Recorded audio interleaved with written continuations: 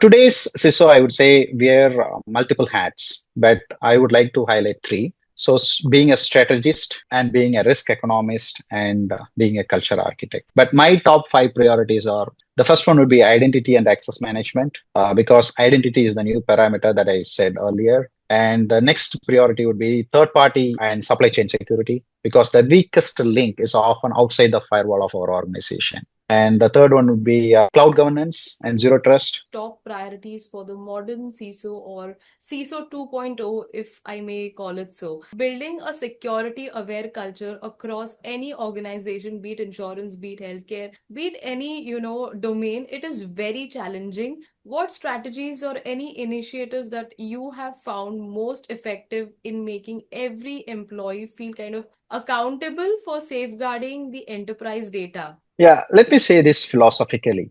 Like technology protects the systems and culture protects the organization. So the most effective way to build security aware culture is to make it personal, relatable, and continuous. From a cybersecurity standpoint, Vikram, what emerging tech excites you the most right now? Yeah, I've already mentioned this many times. Artificial intelligence assisted threat detection and automated response.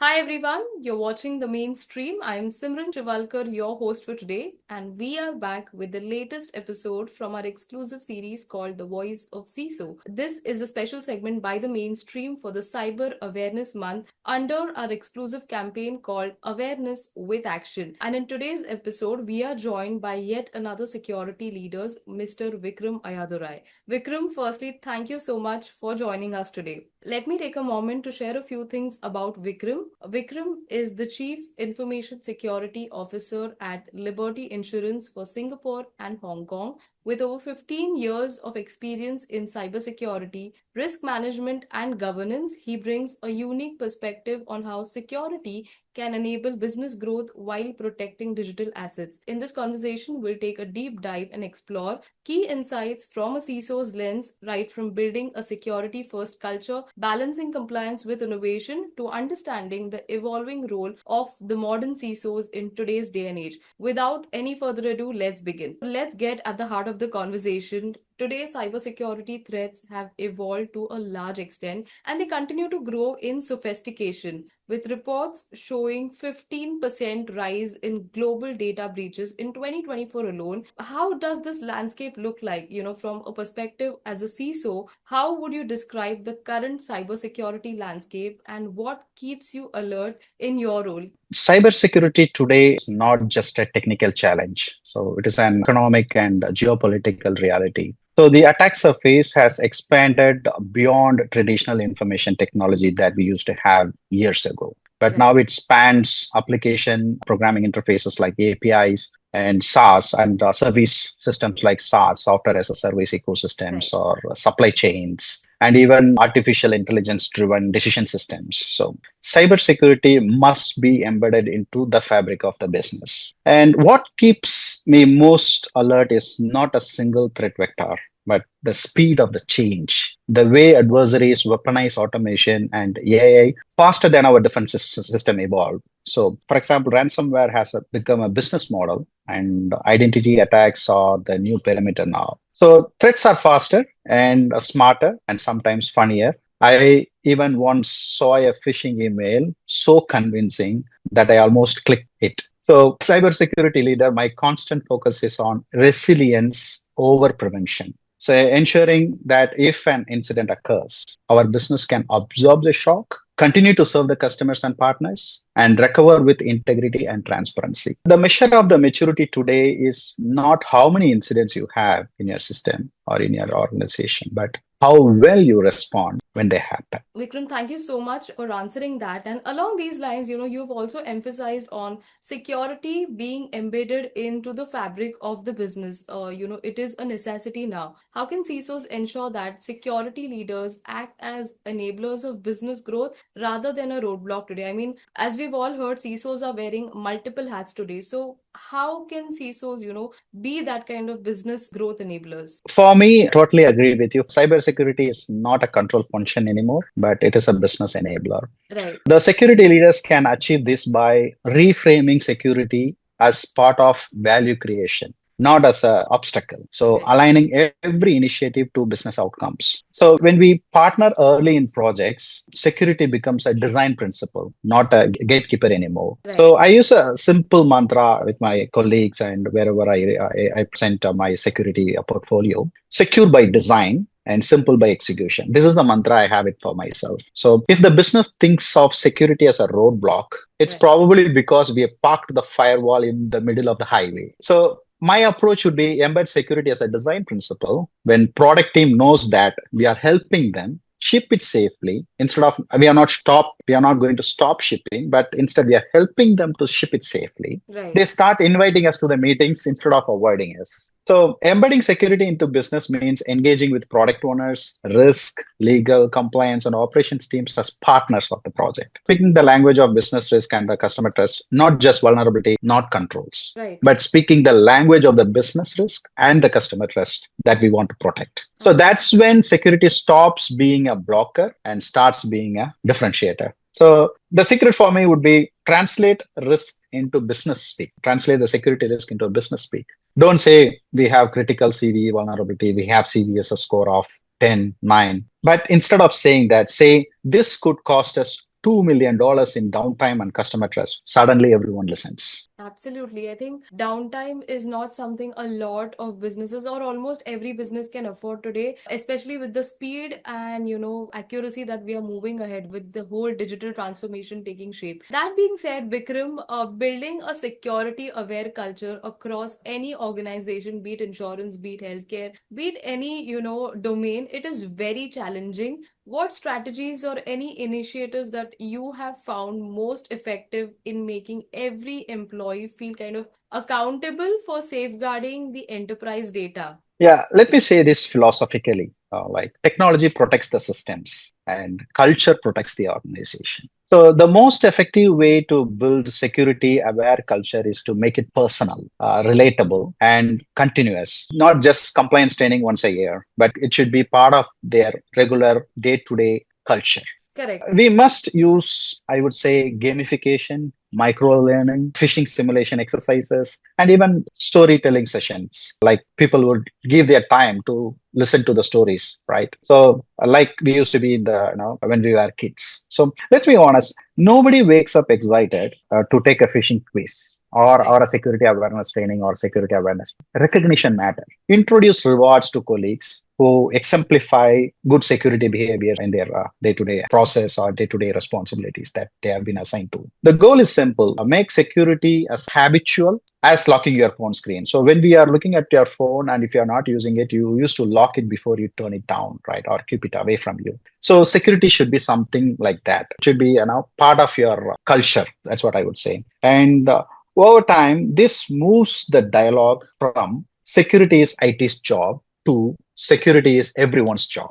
So back in time, people used to think that security is something purely related to information technology, not related to me, not related to the business. But now having this mindset, having or relating all the security related responsibilities to the business also and making it personal would achieve this goal that we are trying to see in every organization. And when employees understand that their vigilance protects our brand and our customers, culture transformation follows naturally by nature. So when employees start sending you suspicious emails with subjects line saying that this looks shady, security person, that's when I know culture starts kicking in. Yeah. Absolutely. There is a common understanding or a common saying that, most of the attacks are often internal, and even then, either you have been attacked and you're not aware, or, you're completely attacked and you cannot do most about it. Can you throw some light on that? Why is it so common that even, a lot of studies reveal that a lot of attacks that we see today in any tech organization, mostly internal? In markets like Singapore and Hong Kong, where I used to be spend of my career, regulatory expectations have matured significantly. Right. So, like Monetary Authority of Singapore or Hong Kong, Monetary Authority or Hong Kong Insurance Authority or PDPO, PDPA, GDPR, a lot of frameworks, right? And now they sit alongside with ISO 27000, which is a famous information security management system. Every organization used to get certified. And the other alongside to that would be NIST Cybersecurity Framework 2.0. And there are cloud specific standards. Compliance is essential actually, but it shouldn't paralyze the innovation or it shouldn't paralyze the business. So the key is compliance by architecture and designing cloud environments, data flows, and identity frameworks, like I said earlier. So that inherently meet regulatory controls. That should inherently meet regulatory controls. It shouldn't be a separate task. It should be part of the design principle, I would say. Like I said earlier, it should be part of the fabric of the business. It should be embedded into that. So we must closely work with our legal, privacy, and innovation teams to build governance frameworks that allow controlled experimentation. So developers can innovate securely without waiting for approvals. So when compliance is integrated with like DevOps pipeline, security actually accelerates instead of being slowing down. It actually accelerates the digital transformation rather than slowing it actually. Yeah. And along these lines, today we already began or we already led the conversation with how the role of CISO or any security leader is beyond safeguarding the organization and, building that kind of that kind of secured infrastructure. As the role of CISOs continues to evolve, what do you see as the next top priorities for the modern CISO or CISO 2.0, if I may call it so? What do you think CISOs today should be, focusing on to kind of stay ahead of the emerging threats and also protect that kind of enterprise resilience? That's a very tricky question, I would say, but the answers varies from CISO, a different set of CISO's perspective. So today's CISO, I would say, wear multiple hats, but I would like to highlight three. So being a strategist and being a risk economist and being a culture architect. But my top five priorities are the first one would be identity and access management, because identity is the new parameter that I said earlier. And the next priority would be third party and supply chain security, because the weakest link is often outside the firewall of our organization.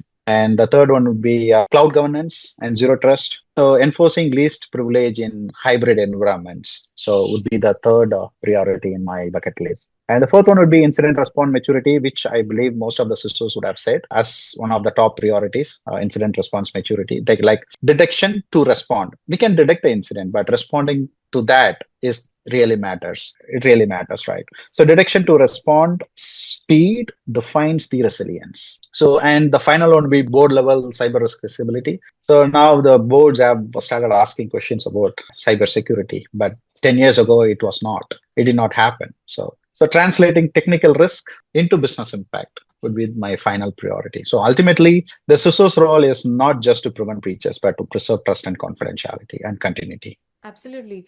So, from your lens, as to sum it up, access management and response to the threat detection, and transitioning to building that kind of cybersecurity strategy are the three strong pillars. Moving on, Vikram, looking ahead, what emerging trends or any changes in the threat landscape do you think will redefine the role of a CISO? I mean, today we have AI and its branches. We've had generative AI, we have agentic AI, and that is simultaneously also affecting the threat landscape. So how do you see the next few years from a CISO's lens? Organizations do to kind of stay ahead of the curve. Yeah, need to think ahead, right? So the next frontier is the fusion of artificial intelligence, quantum Right. science, and identity. So now we are seeing generative artificial intelligence. This will redefine both attack and defense. So CISOs must balance innovation with governance, ensuring that data used by artificial intelligence remains ethical, explainable, and secure. The future will challenge everything we know today. So artificial intelligence driven attacks, quantum decryption, and these are the typical examples that we will see in the near future. So quantum computing will eventually challenge today's encryption. What we think or what we have proven today's encryption is unbreakable may not be a tomorrow scenario. So Right. quantum decryption is coming and it will break the encryption technology that we have today. So we need to start our quantum readiness journey by now and by inventorying like cryptographic assets and adopting post quantum standards as early as possible. So we need a mindset shift from reacting to predicting. The CISO of the tomorrow will be less about firewalls and more about foresight, Okay. leading conversations on digital ethics, resilience, and trust. So that's where cybersecurity evolves from high information technology to enterprise strategy. Perfect. I think that pretty much sums it all. And thank you so much, Vikram, for shedding light on some of the critical aspects of cybersecurity today. I think, as and how new innovation, new technology comes in, the threat landscape will also evolve, the threat actors will also evolve. But I think that is how the role of CISO will also kind of keep on evolving over the coming years. So, thank you so much for sharing your ideas and insights with us today. But before we end the session, before we wrap up, I also have a couple of rapid fire questions planned for you. Are you ready? Shoot it. All right, let's go ahead. What's the first thing that you do when you start your work day? Check if the internet is still up and running. I think that's If yes, I'm already winning. So, on a serious note, remind myself to start the day as a business leader, not a security responder. Yeah. absolutely. If you had to sum up your approach to cybersecurity in just one sentence, what would it be? Protect what matters the most to the organization. Assume breach. Stay calm. Automate everything and always keep your incident coffee ready. Fantastic. What has been the toughest cybersecurity challenge that you faced this year and why? Managing third party risks across a rapidly evolving supply chain is always a challenge, and even for this year, because third parties are beyond our control and they are outside our boundary. We do not know what happens at their end. So, aligning vendors to our security expectations while maintaining business agility is the key here. Okay. Who or what has been your biggest source of inspirational throughout your professional journey? I'm inspired by how far cybersecurity has come today, from being Right. just the IT gatekeeper to becoming a board level conversation. The evolution of this role itself, from technical to strategical, from reactive to predictive, that's what keeps me passionate always. Very well. From a cybersecurity standpoint, Vikram, what emerging tech excites you the most right now? Yeah, I've already mentioned this many times. Artificial intelligence assisted threat detection and automated response. The fusion of machine learning and human judgment is transforming the defense system. So, this technology excites me the most, actually. All right. And lastly, if not for cybersecurity or if not for the world of technology, what would you be doing? Probably teaching or mentoring, like helping the next generation of cybersecurity leaders connect purpose with protection. That will be the part I'll be doing if I'm not the CISO today. Fantastic. Thank you so much, Vikram, for being a sport and helping us with the rapid fire questions as well. Well, while we wrap up, thank you once again for being a part of this series and sharing your insights on this platform. Again, I definitely look forward to having more conversations with you. Looking forward to it. Thank you. Same here.